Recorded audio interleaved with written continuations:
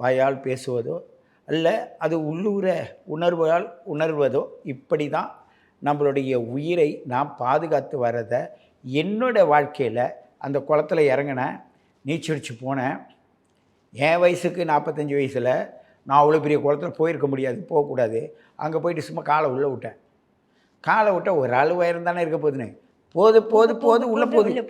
உள்ளே போகும்போது உடம்பு என்ன செய்யணும், விறுவிறுன்னு ஏறுது, முள்ளு முள்ளாக குத்துது உடம்பு.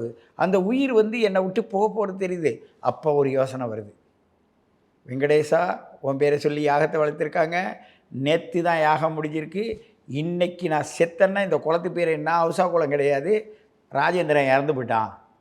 அந்த சாவுக்கு நடந்த இடம், அந்த படித்துறை இந்த யாகத்தை எல்லா பேரும் கெட்டுப்படும். இப்போ என்னை பத்திரமா கரையேற்றிட்டீன்னா உனக்கு நல்ல பேர், நானும் தப்பிச்சிருவேன் ஆனால் என் மனசு சொல்லுது. நான் நினைக்கிறேன். அந்த நினைவும் அந்த மனதும் என்ன செய்யுதுன்னா காலை உதச்சிக்கிட்டு அந்த கரைக்கு வந்து சேர்ந்தேன்.